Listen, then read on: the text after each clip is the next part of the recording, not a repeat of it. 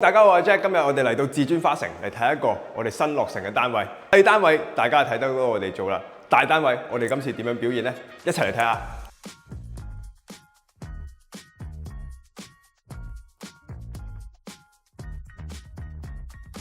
咁一入門口咧，你會見到咧，我哋呢度就係我哋嘅玄關區域啦。咁左手邊嘅咧係我哋端景嘅部分啦，同埋一啲我哋日常收納嘅，好似口罩啊，出門口會用到嘅物品，或者臨時嘅擺放區會喺呢度啦。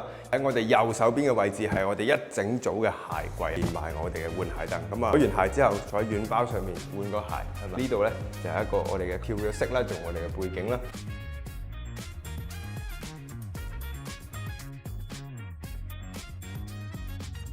跟住咧走過嚟咧，就係我哋客廳區域啦。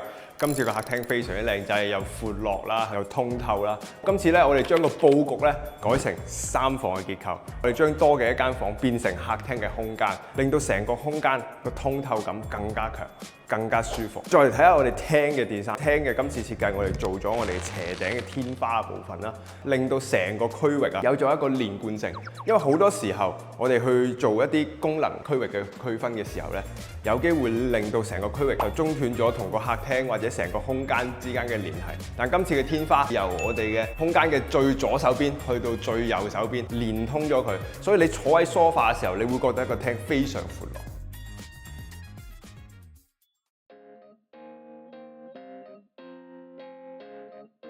OK， 接落嚟咧，你會見到咧就係我哋中島嘅區域啦。咁呢度就係我哋中島石台啦。咁上面咧亦都會有我哋嘅洗手盤嘅部分啦。咁因為其實至尊花城咧，你會見到佢本身嘅水管咧係比較難重新鋪排嘅，因為佢本身就預設咗喺度嘅。咁我咁啱呢個位置其實本身係有一個廁所，我哋可以做到我哋連通啦。咁我哋就可以將我哋嘅水係直接排到去嗰個廁所嘅排污渠道啦。咁原有嘅廁所位置變咗咩啊？變咗我哋書房嘅區域嘅一張書台啦。咁書台喺呢個位置開放式嘅層架，咁亦都可以擺上你自己喜歡嘅公仔啦。今次喺 design 上面你都見到我哋有啲小細節啦，我哋可以做咗一個夾心嘅做法啦。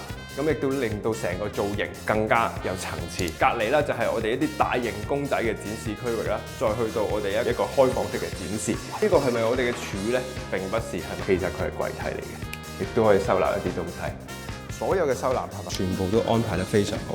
成個空間你會見到啦，仲有喺我哋今次嘅設計上面咧，亦都多咗係後景嘅使用啊！你睇下呢個燈帶打落去，其實幾有型。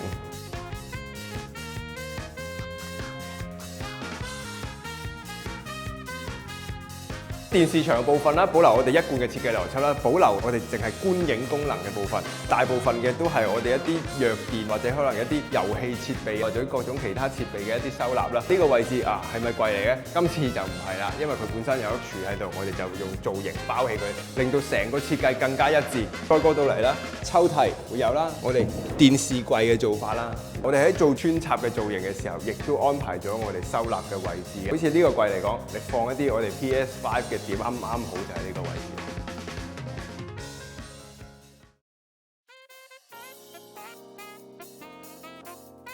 嗱，呢個位置一開始係我哋嘅衣帽間，係同我哋休息區係分開嘅。我相信冇女性可以拒絕咁大個衣帽間，又闊落啦，衫又放得多啦，又有鏡啦，係咪行到最後又係可以照鏡？衣帽間部分櫃筒咧都係安排得滿滿當當。再轉過嚟咧就係我哋主廁嘅空間。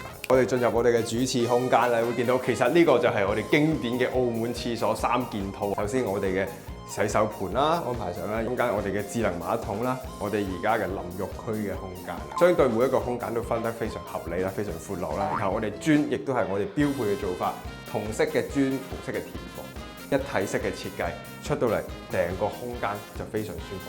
衣帽間我哋睇完啦，我哋睇我哋休息嘅空間。嗱，今次咧我哋喺佈局上面咧，首先將我哋衣帽同埋休息嘅空間咧區分出嚟，會見到啦。其實個空間足夠大啊，我哋利用空間嘅優勢啦，區分翻我哋完整嘅休息空間。你見到成個空間非常舒服，採光係非常足夠啦，而且喺我哋嘅床上面啊、背景牆同埋我哋一啲收納嘅安排上面，亦都可以做得非常妥當。呢度咧就係一個長長嘅電視啦，同埋我哋嘅化妝台就可以睇到啦。下邊亦都有我哋嘅櫃筒啦，反起身係我哋嘅鏡。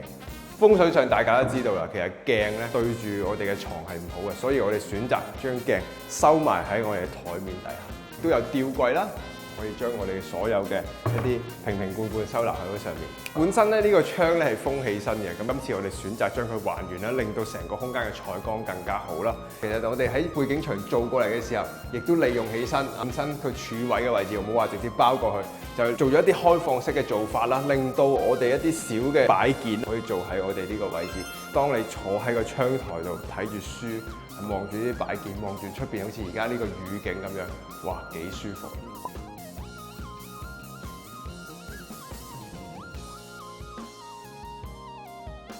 呢個位置咧就係我哋另外一間客房啦。啱啱佢提到，其實業主咧係2個人嘅居住啦。呢間房就係為將來嘅小朋友準備嘅。喺呢間房你都見到啦，格局非常方正，所以喺呢個基礎之下，我哋建議業主唔做任何東西先嘅。等第日小朋友譬如想學鋼琴嘅情況之下，呢度可以放咗鋼琴。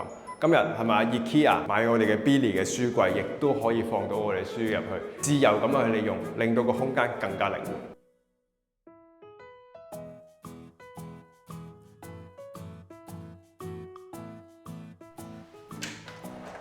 好，跟住落嚟咧，就去到我哋廚房區域啦。你睇到其實非常闊落嘅廚房啦，料理台非常之長啦，所有嘅收納都安排得滿滿當當。你話個廚房邊個睇到唔中意？我自己都想住喺度。所有嘅櫃子入邊都係層板咁樣。究竟你啲小電器應該收埋去邊啊？小電器，電器梗係電器嘅位置啦。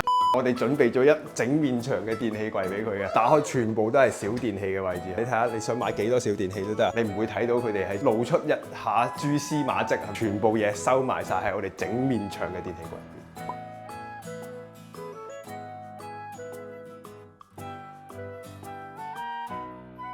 今次至尊花城嘅項目啦，業主俾咗好多寬限度我哋啦，可以實現好多我哋之前喺其他空間實現唔到嘅一啲創意同埋做法。好多謝業主俾到呢個空間我哋發揮，我哋希望業主可以感受我哋用心，往後喺我哋呢個為佢打造嘅空間，開開心心咁生活落去。我哋遠日空間，我哋下次見。想喺新年住新屋，諗下親戚朋友嚟拜年都開心啊！而家就開始預約設計，保證年前完工。旺季裝修早籌謀，細節落實唔使愁。快啲inbox我哋，免費量尺啦！